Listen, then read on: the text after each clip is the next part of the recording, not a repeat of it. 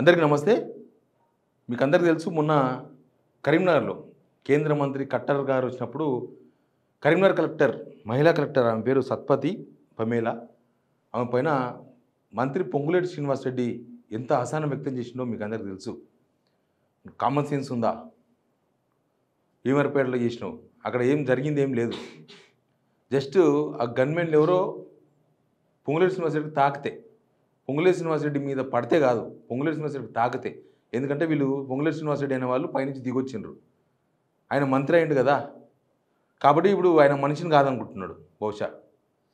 ఆయన నేను మనిషినే కాదు, మనిషి వచ్చి నన్ను తాకుతాడా అని. ఎవరో గన్మెన్ తాకితే తప్పే ఉంది. దానికి కలెక్టర్ ఏం చేస్తుంది? కలెక్టర్ చెప్పిందా తాకమని? కలెక్టర్ అన్నాడు కదా, ఆ వీడియో ఒకసారి చూడండి. తర్వాత ఆయన వీడియోకు పాపం అధికారులు మాట్లాడలేరు. ఎందుకంటే వాళ్ళు ఐఏఎస్లు అయినా ఈ పనికిరాని రాజకీయ నాయకుల కింద పనిచేయాలి. వాళ్ళు చదివింది, కష్టపడింది, ఉద్యోగం సంపాదించి వాళ్ళు సర్వీస్లో ఉంటారు. ఈ రాజకీయ నాయకులు, పనికిరాని రాజకీయ నాయకులు 5 సంవత్సరాలు ఉంటారు, 10 సంవత్సరాలు ఉంటారు, ఓడిపోతారు, జనం చీకొడితే ఎనువై పడతారు, కానీ అధికారుల మీద నోరు పడేసుకుంటారు. అంతకుముందు జగ్గారెడ్డి కూడా మహిళా కలెక్టర్ మీద మాట్లాడి గుర్తుంది కదా మీకు.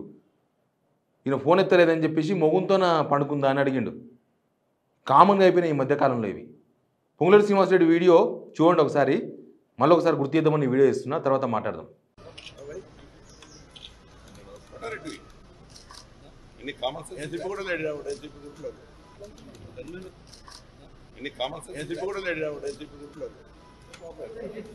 ఇక ఈ వీడియో వచ్చింది. నిజానికి ఐఏఎస్ల సంఘం ఒకటి ఉంటుంది పాడై, అది పాడుబడ్డ సంఘం. ఎప్పుడు ఏ ప్రభుత్వం ఉంటే ఆ ప్రభుత్వానికి అనుకూలంగా ఉంటారు. ఆ సంఘం ప్రతిపక్షాల మీదకి లేస్తుంది. మరి మహిళా కలెక్టర్ మీద ఓ మంత్రి దురుసు ప్రవర్తన ఇది. ఆడ జనం మధ్యలో ఆమె అధికారి, మొత్తం ఆ జిల్లాను శాసించే అధికారి ఆమె కలెక్టర్ అంటే. మీరు ఆమెను మీకు కామన్ సెన్స్ ఉందా అని తిట్టిన తర్వాత ఆమె కింద పనిచేసే వాళ్ళకి, ఆమె కోఆర్డినేషన్ చేసే వాళ్ళకి ముందర ఆమె గౌరవం ఏముంటుంది? ఇంకా వాళ్ళేమి మీలాగా డబ్బులు ఖర్చు పెట్టి ఓట్లు కొనుక్కొని పదవులు దక్కించుకునే వాళ్ళు కాదు. చదువుకొని వచ్చిన వాళ్ళు,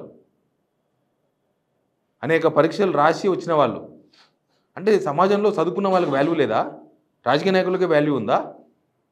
పొంగులేటి శ్రీనివాస్ ఏం చదువుకున్నాడో ఆయనకి తెలవాలి, కానీ కలెక్టర్ మీద ఆమె మాట్లాడలేరు పాపం. ఎందుకంటే వాళ్ళకి ఏమీ మద్దతు ఉండదు.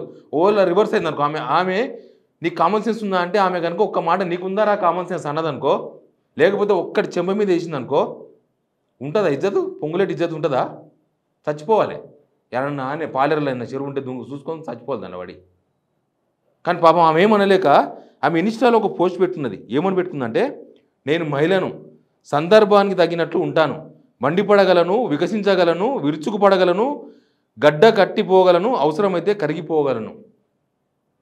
చాలా మీనింగ్ఫుల్ పోస్ట్ ఇది. మహిళా కలెక్టర్, మహిళ అనే ఒక చులకన భావంతో మాట్లాడుతున్నాడు పొంగులేటి శ్రీనివాస్ రెడ్డి. లేకపోతే ఈమె రెడ్డి కాదని అట్లా మాట్లాడిండు. మరి అట్లా కూడా ఉందేమో తెలియదు. ఈమె పెట్టిన పోస్టు వైరల్ అయింది సోషల్ మీడియాలో. తర్వాత తీసేసింది ఆమె, ఇంకా మరీ ఎక్కువైపోయిందని తీసేసింది. కానీ ప్రభుత్వంలో ఒక ఐఏఎస్కి అవమానం జరిగితే ఐఏఎస్ల సంఘం ఏడమనుకున్నది. ఆ మధ్యకాలంలో కేటీఆర్ ఒక ఐఏఎస్ గురించి ఒక కామెంట్ చేసిండు. ఏమేమి కామెంట్ చేసిండంటే, సిరిసిల్లకు ఒక పనికిరాని చెత్త కలెక్టర్ వచ్చిందని కామెంట్ చేసిండు. ఎందుకు కామెంట్ చేసిండు దాన్ని కూడా ఆయన వివరణ ఇచ్చిండు. ఎంబడే ఎవరైనా పనులు కావాలంటే, ఓ మోస్తారు లీడర్లు ఏమైనా పనులు ఉన్నాయి, పలానా ఏరియాలో రోడ్ వేపియాలి, లేదా పలానా ప్రాజెక్ట్ కింద భూమి అయిన వాళ్ళకు డబ్బులు ఇవ్వాలంటే కాంగ్రెస్లో ఏరండి అని చెప్పేసి అడుగుతున్నాడు ఆయన. మీరు కాంగ్రెస్లో ఏరితే డబ్బులు వస్తే కాంగ్రెస్ చేరండి. నువ్వెవరు పొలిటీషియన్ అని మేమన్నా? ఈ పార్టీకి పోతే పైసలు వస్తాయి, ఆ పార్టీకి పోతే పైసలు వస్తాయని కేటీఆర్ అడిగినందుకు ఐఏఎస్ల సంఘం ఒక్కసారిగా గయ్యన లేచింది. ఇక మొత్తం విరుచుకుపడ్డది. ఐఏఎస్ల మీద ఇదా, మీరు 10 సంవత్సరాలు పరిపాలించిన మీకున్న గౌరవం ఇదా అని. అంటే మంత్రులు అయితే తిట్టవచ్చు, మాజీ మంత్రులు తిట్టకూడదన్నా ఏందో తెలియదు. ఎవరు తిట్టకూడదు, ఎందుకు తిట్టాలి? ఏ రాజకీయ నాయకుడైనా ఆ ఐఏఎస్ మీద కేటీఆర్ కూడా కంప్లైంట్ చేసేది ఉండే. అట్లా చేస్తే అట్లా మాట్లాడేది లేకుండే. మరి ఇప్పుడు పొంగులేటి శ్రీనివాస్ రెడ్డి వంతు వచ్చింది. ఐఏఎస్ల సంఘం పండుకున్నది, కానీ జనాలలో ఆమె తలెత్తుకోకుండా చేసిండు కదా. ఆమె కింద సర్వెంట్ అనుకున్నాడేమో, మేము పైన కదా ఉండేది, మా కింద ఉద్యోగి అనుకుంటున్నాడేమో, నా కింద పనిచేసే ఉద్యోగి అని అనుకుంటున్నాడేమో ఆయన మంత్రి కాబట్టి. వీళ్ళకి ఇట్లా పదవులు పోతే గదే మంత్రులు గేట్లకు ఇంట్లో దండ్ల కూడా రానియరు, వాళ్ళ ఆఫీసులో కూడా రానియరు, వాళ్ళ సీటు ముందర కూర్చొనియ్యరు. అయితే ఓకే బయట కూర్చొని పో అంటారు. అట్లే ఉండాలి రాజకీయ నాయకులతో. కానీ ఆమె పెట్టిన పోస్ట్ మాత్రం చాలా మీనింగ్ఫుల్ పోస్టు. నేను మహిళను కాబట్టి అట్లా అన్నాడని బహుశా ఆమె ఇన్సల్ట్గా ఫీల్ అయినట్టుంది. మహిళను కాబట్టి నన్ను ఈ మాట అన్నాడు అనేది ఆమె మహిళ అనే విషయాన్ని ప్రొజెక్ట్ చేస్తున్నది ఆమె పెట్టిన ఇన్స్టాలో. ఎనివే ఇప్పుడు కనీసం క్షమాపణ కూడా చెప్పలేదు దుర్మార్గుడు. క్షమాపణ అన్నా సరే, నీకు ఆవేశం వచ్చింది, అన్ఎక్స్పెక్టెడ్గా ఎవరో వచ్చి ఓ గన్మెన్ నీ మీద పడ్డాడు, లేకపోతే నీకు తాకిండు, ఆవేశం, నువ్వు కూడా ఉప్పు కారం తింటావు కాబట్టి మినిస్టర్ గారికి కూడా కోపం వచ్చింది, ఓ మాట అంటే అన్నాడు. తర్వాతనైనా పశ్చాత్తాపం ఉండాలి కదా. అరే మనలాంటి మనుషులు మనం ఎంచుకున్న ఎద్దుకో ఆవుకో చిన్నగా ఒక ముళ్ళు ఎద్దును పొలం కొడుతుంటే పోకపోతే కుచ్చుతాం ముళ్ళు కర్ర పెట్టి.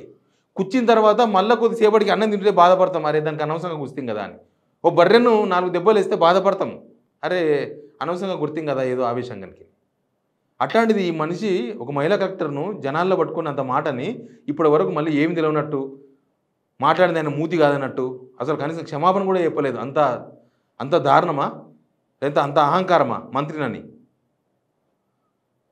ఇది మాత్రం సమాజం ఖచ్చితంగా గుర్తుపెట్టుకోవాల్సిన అంశం. అధికారంలో ఉంటే అహంకారం ఉండకూడదు. అహంకారంతో రెచ్చిపోతున్నారు వీళ్ళు. ఒక మంత్రి అయితే ఏమైనా మాట్లాడచ్చా? నువ్వు కలెక్టరేట్ మాట్లాడితే ఇంకా చిన్న చిన్న ఆర్డీఓలు ఎంఆర్ఓలు వాళ్ళు ఏముంటుంది, వాళ్ళ పని ఏంది, వాళ్ళ పరిస్థితి ఏంది, లేకపోతే ఓట్లేసిన జనం పరిస్థితి ఏంది?